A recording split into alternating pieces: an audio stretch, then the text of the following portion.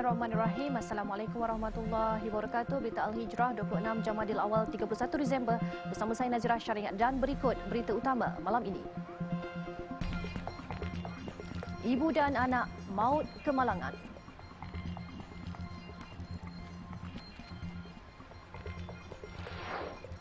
Juga penduduk bimbang tanah runtuh berulang.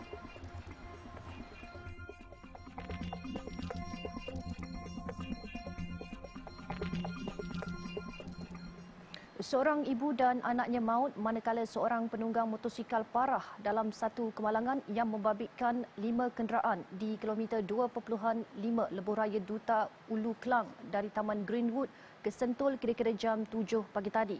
Ketika kejadian, mangsa yang terkorban dipercayai dalam perjalanan ke tempat kerja dari rumah mereka di Taman Cangkat Gombak.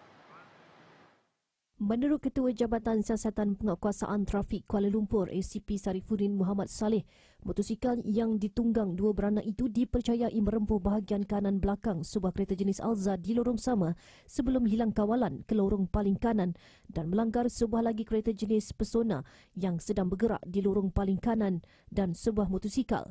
Akibat kemalangan, penunggang dan pembuncing motosikal berkenaan mengalami kecederaan parah di kepala. Seorang lagi penunggang motosikal turut parah dan dikejarkan ke Hospital Kuala Lumpur untuk rawatan lanjut. 3 lagi pemandu kereta tidak mengalami sebarang kecederaan. Mangsa yang maut dikenali sebagai Muhammad Aiman Bahrin berusia 28 tahun, manakala ibunya masih belum dapat dikenal pasti identitinya. Orang ramai yang menyaksikan kejadian diminta tampil memberi maklumat di Balai Trafik Tun HS Lee atau menghubungi talian 03 2071 9999. Pencarian selama 11 hari seorang mangsa lemas yang hilang dipercayai terjun dari Jabatan Seri Damai Kuantan berakhir apabila mayat mangsa ditemui kira-kira 8.10 malam semalam.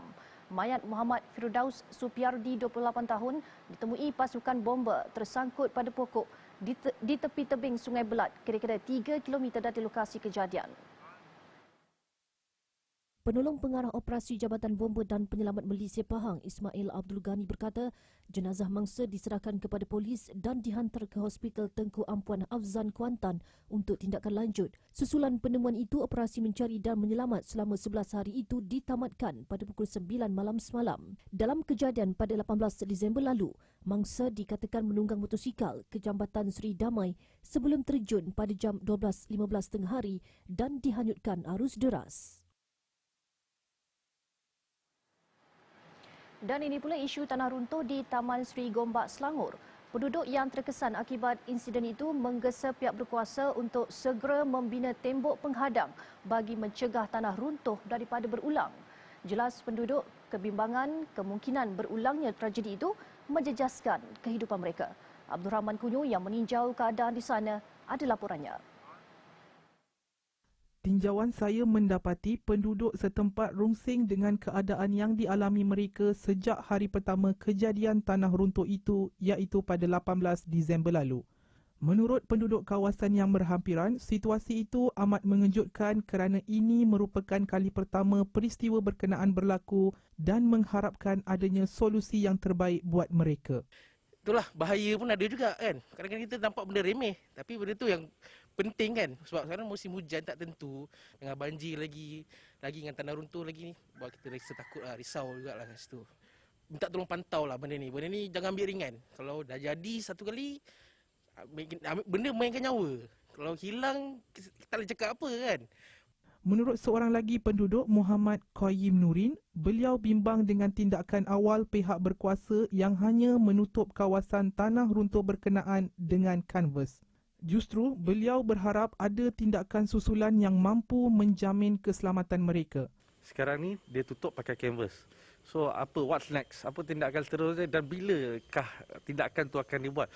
Sebab saya diberitahu ini sementara. So bagi saya benda yang sementara ni biasanya dia tak kuat, dia tak tu, dan saya berharap daripada pihak yang sepatutnya percepatkan orang kata proses untuk mungkin kalau nak konkrit ke nak tambak ke apa itu terpulang, tapi percepatkan supaya kami keluarga boleh dengan tenang. Walau bagaimanapun, tanah runtuh yang berlaku di Taman Seri Gombak dilaporkan tidak mengakibatkan sebarang kerosakan harta benda mahupun kemalangan jiwa. Laporan Abdul Rahman Kunyu untuk Berita Al-Hijrah. Beralih ke perkembangan banjir, gelombang kedua banjir yang melanda Kelantan bermula semalam sedikit reda hari ini apabila jumlah mangsa banjir berkurangan kepada 1,009 orang berbanding 1,513 mangsa pagi tadi. Kesemua mangsa yang membabitkan 329 keluarga itu ditempatkan di 16 pusat pemindahan sementara PPS di 3 daerah iaitu Jeli, Kuala Krai dan Tanah Merah. Berdasarkan info bencana Jabatan Kebajikan Masyarakat JKM setakat jam 3 petang tadi, Jeli mencatatkan 734 mangsa berbanding pagi tadi 1,275 mangsa yang ditempatkan di 6 PPS. Kuala Krai pula merekodkan 263 mangsa di 9 PPS, manakala Tanah Merah merekodkan 12 mangsa yang ditempatkan di 1 PPS. Sungai Kelantan di Kuala Krai juga telah meningkat kepada 25.24 meter iaitu melebihi paras bahaya 25 meter. Ketua Balai Bomba dan Penyelamat Jeli, Penolong Penguasa Bomba Adni Ibrahim berkata, walaupun keadaan cuaca hari ini lebih baik berbanding semalam, tetapi pihaknya tetap berada dalam keadaan bersedia untuk menghadapi sebarang kemungkinan akibat hujan lebat yang diramalkan berlaku bermula jam 8 malam ini. Di Jeli pada semalam 9 PPS dibuka. Dan juga taburan hujan lebat, langkah-langkah kerja untuk penyelamatan mangsa banjir diteruskan oleh pihak bomba dengan kesiapsiagaan yang telah kita standby setiap masa. Beliau turut menasihatkan orang ramai terutama mereka yang tinggal di kawasan rendah di lembangan Sungai Kelantan supaya sentiasa berwaspada dan peka dengan keadaan semasa serta memantau anak-anak supaya tidak bermain banjir. Sementara itu, mangsa banjir Nur Mazila Cik Abdullah berkata, beliau dan suaminya Ahmad Zakri Sulaiman bersama 4 anak yang berumur 10 hingga 2 bulan terpaksa berpindah awal ke PPS Dewan Kesedah kerana paras air meningkat dengan pantas malam akibat hujan lebat tanpa henti pada malam Rabu. Pindah tadi, ngaru air sendiri lah mari. Litah air, bawa anak lah. Pun gosok sore kita tembok dulu. Lepas tu, mari sini. Sampai depan tu pun litah air juga. Nak boleh sampai sini kira 2 kali litah air. Mari boleh sampai sini tu. Setiap kali hujan kena pindah? Tahun-tahun dulu pun itu jugalah. Pindah juga. Kira nak tahu mari sini. Kerajaan sedia menyalurkan bantuan segera secara one-off sebanyak RM10,000 sehingga RM20,000 kepada masjid dan surau yang terjejas banjir di seluruh negara. Timbalan Menteri di Jabatan Perdana Menteri Hal Ehwal Agama Datuk Ahmad Marzuq Syari berkata, Jabatan Kemajuan Islam Malaysia JAKIM menyediakan peruntukan segera berdasarkan keperluan dan permintaan daripada pihak pengurusan masjid dan surau. Menurutnya, bantuan tersebut akan diberikan sekiranya ia benar-benar diperlukan namun ia akan diselaraskan oleh Jabatan Agama Islam di setiap negeri. Katanya dengan bantuan tersebut, mana-mana masjid dan surau yang memerlukan dana untuk pencucian dan pembaikan semula dapat diselesaikan dengan segera. Kita agensi agama di bawah Jabatan Perdana Menteri memang menyediakan peruntukan segera berdasarkan kepada keperluan dan permintaan daripada pihak pengurusan masjid. Apapun dia diselaraskan oleh pihak berkuasa agama negeri. Tetapi kita tahu bahawa setiap kali musibah melanda yang melibatkan masjid dan surau ini memang menjadi fokus utama di kalangan orang Islam sendiri untuk mereka selesaikan dulu masjid. Beliau berkata demikian kepada media selepas menyampaikan sumbangan kepada guru takmir dan agama yang terjejas banjir di Ma'had Tafiz Al-Amin di Berhala Gantang dekat Temeloh. Seramai 70 mangsa banjir menerima barangan keperluan rumah berupa periuk nasi elektrik, dapur, alas tempat tidur dan selimut. Sementara itu, tambah Datuk Ahmad Marzuq adalah menjadi tanggungjawab kerajaan dalam membantu dan membaik pulih rumah-rumah ibadat khususnya bagi umat Islam yang berada di bawah jabatan agama pada setiap kali selepas musibah melanda. Bantuan wang ihsan BWI disalurkan sebanyak RM1,000 kepada ketua isi rumah yang terjejas akibat banjir, manakala RM10,000 disalurkan kepada waris mangsa yang terkorban akibat musibah tersebut. Berehat seketika, selepas ini 4 barangan keperluan turun harga.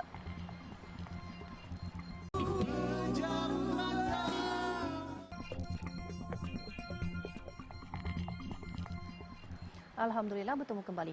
Kurang 5 jam lagi kita akan memasuki tahun baru 2022 dan pastinya ramai di antara kita menantikan detik 12 malam nanti. Sekarang sedang berlangsung Majlis Solat Hajat dan Malaysia Berzikir Ambang 2022 bertempat di Masjid Putra Putrajaya. Dan untuk mengetahui perkembangan terkini, kita bersama wartawan di lokasi Abdul Hakim Hassan. Silakan Hakim.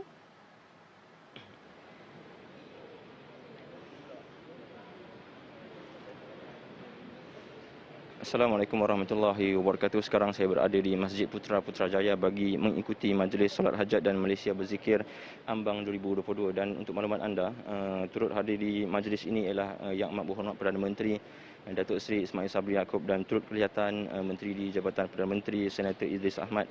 Dan tadi selepas kita bersolat maghrib secara berjemaah, telah diadakan majlis solat sajad, kemudian diadakan juga majlis zikir dan munajat. Dan saya juga difahamkan bukan sahaja di Masjid Putra ini juga, malah majlis solat hajat diadakan juga di seluruh masjid di seluruh negara seperti yang dianjurkan oleh Yang Amat Berhormat Perdana Menteri. Dan tanpa membuang masa, bersama saya sekarang ialah Timbalan Kota Pengarah Operasi JAKIM, Datuk Dr. Sirajuddin Suhaimi. Assalamualaikum Datuk, apa khabar? Assalamualaikum warahmatullahi wabarakatuh.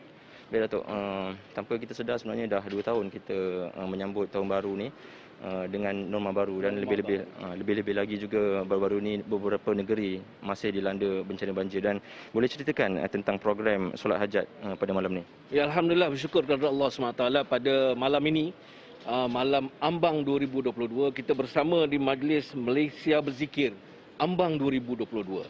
Alhamdulillah, majlis pada hari ini dihadiri oleh Yang Amat Berhormat Perdana Menteri Datuk Seri Ismail Sabri Yaakob bersama beberapa menteri-menteri kabinet, ketua-ketua jabatan, ketua setiausaha dan juga rakyat jelata yang ada. Majlis yang serupa juga dilaksanakan di seluruh negara, khususnya di masjid-masjid utama di negeri-negeri. Antara lain, dalam pengisian program hari ini, selepas selesai solat maghrib berjamaah, kita menunaikan solat hajat juga secara berjamaah, diikuti dengan zikir munajat, yang mana antara lain kita memanjatkan doa kehadrat Allah SWT agar bencana atau wabak COVID-19 ini agar segera berakhir. Yang kedua, agar bencana banjir yang kita hadapi baru-baru ini juga dapat dihindari dan dapat diselesaikan sebaik mungkin. Dan yang ketiga, hajat kami agar ekonomi Malaysia akan dapat berkembang dengan baik, khususnya pada tahun 2022 nanti, insya-Allah. Sama-sama kita berdoa, seluruh Malaysia berdoa dan berzikir agar hajat ini dapat terlaksana, insya-Allah. Baik Datuk, terima kasih atas perkongsian. Baik, sebenarnya bagi saya pendekatan untuk kita menyambut tahun baru secara solat hajat, berzikir dan sebagainya, ini tepat pada masanya untuk kita menunjukkan rasa keprihatinan dan berterima rasa kepada mangsa-mangsa banjir yang kini masih bergelut dengan bencana alam tersebut. Dan saya kira setiap ujian ada hikmahnya, seperti yang firman oleh Allah, la yukallifullahu nafsan illa wus'aha.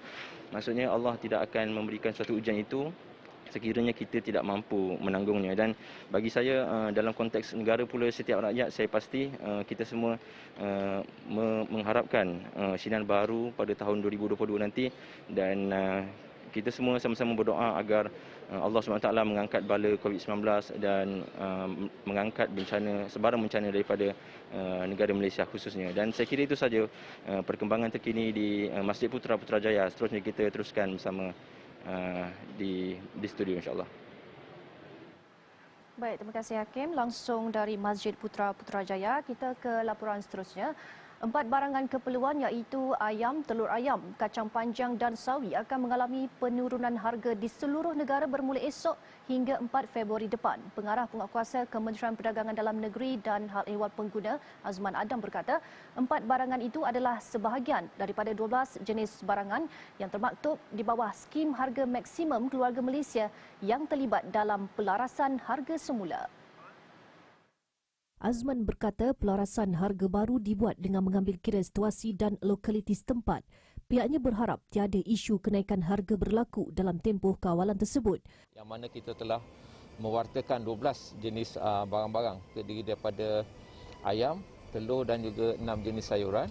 Dan mulai esok akan terdapat harga baru untuk skim harga maksimum keluarga Malaysia dengan mengambil kira situasi dan juga lokaliti. Jadi daripada situ kita boleh tengok terdapat 4 jenis item yang mana terlibat dengan pelarasan harga semula. Azman berkata 25,897 premis diperiksa dengan 85 kes diambil di bawah penguatkuasaan SHMKM sejak ia dilancarkan 7 Disember hingga semalam. Kompaun sebanyak RM20,000 telah dikeluarkan sepanjang ops berkenaan, membabitkan kesalahan menjual barangan terkawal melebihi harga maksimum serta tidak meletakkan tanda harga. Dalam pada itu mengulas mengenai aduan kenaikan harga di negeri yang dilanda banjir, Azman berkata sehingga kini pihaknya tidak menerima sebarang aduan berhubung perkara tersebut. Jelasnya satu operasi khusus akan dilancarkan kementerian pada Sabtu bagi menangani isu kenaikan harga dan bekalan. Beliau berkata demikian selepas walkabout BTS dan SHMMP di Pasaraya Maidin di Bukit Mertajam, Pulau Pinang hari ini. Bantuan wang ihsan BWI disalurkan sebanyak RM1,000 kepada ketua isi rumah yang terjejas akibat banjir. Manakala RM10,000 disalurkan kepada waris mangsa yang terkorban akibat musibah tersebut. 15 lagi cedera dalam letupan bom di wilayah Balochistan, Pakistan. Kejadian berlaku berhampiran pintu gerbang Kolej Sains milik kerajaan di Bandar Quetta. Menurut Ketua Polis Balochistan, Muhammad Tahir Rai, letupan berlaku sekitar jam 9.40 malam semalam waktu tempatan. Sejurus sekumpulan pelajar dan orang awam keluar daripada kolej berkenaan.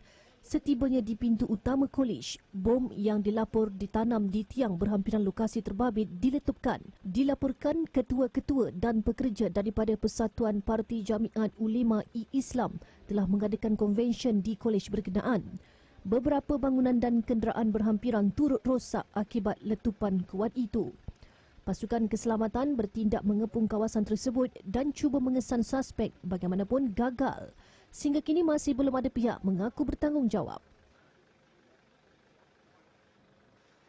2021 merupakan tahun bersejarah buat Aman Palestin dengan sambutan 15 tahun Aman Palestin beroperasi sebagai badan kebajikan yang memberikan fokus kepada Palestin, Syria dan Yaman. Tidak terkecuali juga bantuan buat saudara kita di tanah air tercinta. Semoga seluruh rakyat Malaysia sentiasa istiqamah dalam memberikan bantuan yang terbaik buat mereka yang memerlukan. Sesungguhnya setiap sumbangan yang anda berikan adalah senyuman buat mereka yang menerima. Selamat menyambut Tahun Baru 2022. Semoga kita menjadi hamba Allah yang sentiasa tunduk kepadanya. Bangkit, berjuang bersama.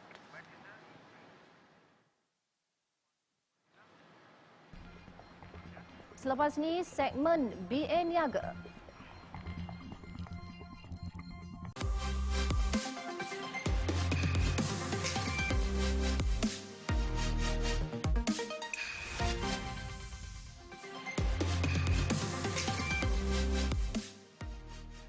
Syarikat Kakak High Kitty Global, pengeluar produk susu vitamin C putih jelita bersedia meluaskan sayap perniagaannya ke luar negara pada tahun 2022. Atas faktor itu, syarikat berkenaan membuka peluang kepada warga Malaysia, Brunei, Indonesia dan Singapura untuk menjana pendapatan dengan pendaftaran serendah RM390 sahaja. Menurut pengasasnya, Kakak Hai Kitty Global, untuk tahun 2022, syarikat itu menawarkan ganjaran menarik kepada ejen-ejen dan stokis mereka. Join je ejen kami serendah 390 dan kami bagi terus reward. Pendaftaran terus mendapat reward. Susu Putih Jelita akan mendapat satu reward baju. Lepas tu kita ada target tau. Setiap tahun kita akan target dan kali ini lagi meriah kerana kita ada menghadiahkan satu kereta 4x4 untuk hadiah utama bagi target 2022. Ejen dan stokis seluruh Malaysia, Sabah, seluruh Malaysia, Indonesia dan Brunei. Sementara itu, susu vitamin C Putih Jelita turut mengadakan promosi akhir tahun, iaitu dengan pembelian 6 kotak susu berkenaan, pengguna boleh mendapatkannya dengan harga RM200 sahaja bagi Semenanjung dan RM260 bagi Sabah Sarawak. Produk ini juga telah mendapat kelulusan daripada Kementerian Kesihatan Malaysia KKM. Dalam pada itu, Putih Jelita akan mengeluarkan produk terbarunya, iaitu jamu mak anak 12 berasaskan herba kampung tidak lama lagi. Untuk maklumat lanjut atau mendaftar sebagai ejen dan stokis, hubungi talian 018 206 9100 atau 012 3100 571 atau layari Facebook, Instagram dan TikTok seperti tertera. Sebanyak 537,000 belian lot wakaf disasarkan U Tijarah Sdn Bhd menerusi kempen Masjid for You bagi menyediakan sebuah masjid di salah satu wilayah termiskin di Meherpur, Bangladesh. Dutanya Sabran Jamil Abdul Razak berkata, keperluan masjid bagi penduduk Muslim di wilayah itu amat mendesak buat masa ini memandangkan keadaan ekonomi yang daif di sana. Mengikut keperluan, kita mendapati Meherpur ni merupakan satu kawasan yang agak pedalaman dan penduduknya rata-rata majoritinya memang petani dan berpendapatan rendah. Jadi kami rasa. Baik, sekian berita Al-Hijrah malam ini. Terus kekal bersama kami kerana selepas ini, imbasan 2021 bakal menyusul. Kita imbau kembali peristiwa suka duka tahun 2021 yang akan menutup tirainya beberapa jam saja lagi. Dan jangan lupa layari alhijrahnews.com untuk lagi laporan-laporan menarik dan artikel eksklusif. Saya Nazira Syaringat, selamat menyambut tahun baru 2022. Assalamualaikum dan selamat malam.